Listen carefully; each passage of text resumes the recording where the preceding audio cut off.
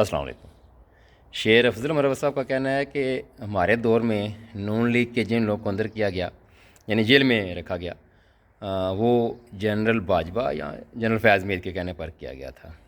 تو ظاہر ہے یہ کسی ایک دور کی بات نہیں ہے،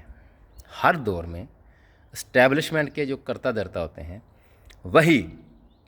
ان سیاستدانوں کو ایک دوسرے کے خلاف استعمال کرتے ہیں۔ ظاہر ہے آج جو کچھ ہو رہا ہے وہ آج کی اسٹیبلشمنٹ ملٹری اسٹیبلشمنٹ کر رہی ہے، اور اس میں نون لیگ کا یا پی ٹی آئی کے دور میں پی ٹی آئی کا کوئی قصور خاص نہیں۔ ہاں اتنا ہے کہ یہ ایک دوسرے کے خلاف استعمال ہو جاتے ہیں، مگر ان کو کرنے والے ان لوگوں نے سیاستدانوں میں اتنی نفرت پیدا کر دیا اور سیاستدان اتنے بیوقوف ثابت ہوئے کہ وہ ان کے ہاتھوں بڑے آسانی سے استعمال ہوتے رہے۔ ہاں صاحب خیر چلو ایک دفعہ ہو گئے، لیکن باقی کیوں بار بار ہو رہے ہیں؟ صرف اس لیے کہ وہ مالی طور پر کرپٹ ہیں۔ ایسا نہیں کہ جو اسٹیبلشمنٹ ہے وہ کوئی دودھ کی دلی ہے، وہ بھی ان میں سے بھی بڑے کرپٹ ہیں،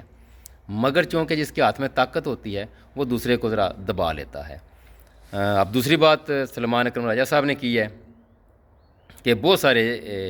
جعلی اکاؤنٹ سے پی ٹی آئی کے لوگوں کی طرف سے بنا کر، یعنی ان کو شو کرتے ہیں کہ یہ پی ٹی آئی کے لوگ ہیں، اور وہ اسٹیبلشمنٹ کے خلاف، فوج کے خلاف اور ایک دوسرے سے نفرت والے جو ٹویٹس ہیں وہ کرتے ہیں، اور وہ ایک دوسرے کے خلاف وہ جو اکاؤنٹس ہیں وہ سیاستدانوں کے ایک دوسرے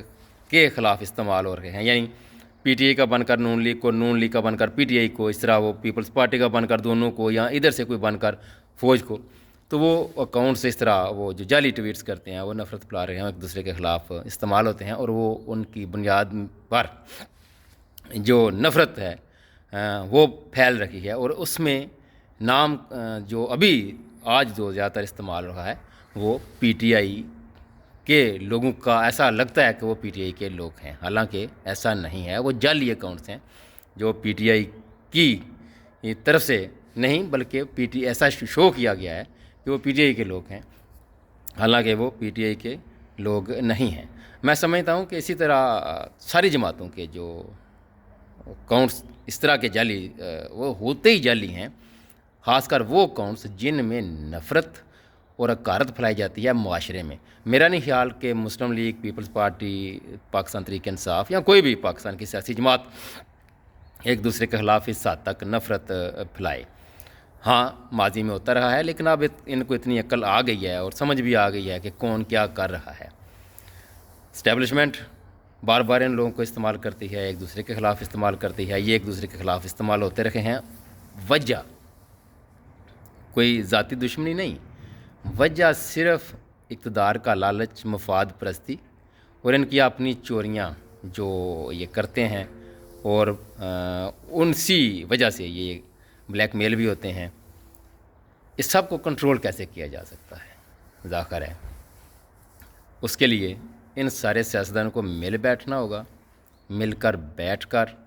اور ساتھ اسٹیبلشمنٹ کو بھی آن بورڈ لینا ہوگا، اس کے علاوہ کوئی چارہ نہیں ہے، ورنہ یہ 100 سال اور لگے رہیں، جس طرح ذلیل و خوار ملک بھی کریں گے، عوام کو بھی کریں گے۔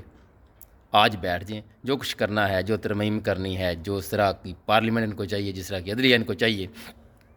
چاہے وہ کمپرومائزڈ ہی چاہیے، لیکن یہ سارے مل بیٹھ کر لیں ایک دفعہ، تاکہ وہ رول جو کیا کہتے ہیں ٹرمز اینڈ کنڈیشن اور ٹی آر اوز جو ہوں گے، یا جو گیم آف رول ہوں گے، وہ سب کے لیے ایک جیسے پھر ہوں گے۔ تو کم از کم یہ ایک دوسرے کے خلاف استعمال ہونے کی بجائے جو کچھ کرنا ہے ایک دفعہ بیٹھیں، کر لیں، اور اسی پھر رول میں رہ کر، اسی ٹرمز اینڈ کنڈیشن میں رہ کر، اسی رولز آف گیم بنائیں، اسی میں رہ کر یہ پھر آگے کھیلیں، اور اسٹیبلشمنٹ کو بہرحال سیاست سے ان کی جو مداخلت ہے وہ ختم کر دیں۔ آزاد شفاف الیکشن کمیشن، احتساب کا صحیح نظام، پولیس کو جو ہے وہ سیاسی استعمال اس کا بند،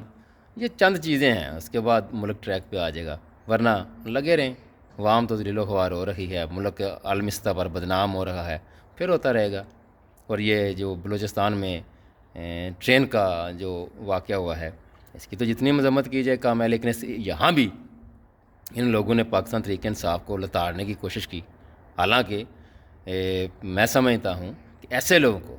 اس طرح کے جو دہشت گرد ہیں، ان کو تو موقع پہ گولی مار دینی چاہیے. کون کہتا ہے ان کو عدالت میں بھی پیش کرو؟ لیکن ان کی آڑ میں، ایسے واقعات کی آڑ میں کسی سیاسی جماعت کو بٹھانا، اس کے پیچھے جانا اور ان کو دہشت گرد ثابت کرنا، وہ کوئی بھی ہو، وہ ہر دور میں ہوتا رہا ہے نا. پچھلے دور میں میاں صاحب مسلم لیگ نون کی حکومت کو جو وہ محکمہ زراعت کے لوگ بند کراتے تھے.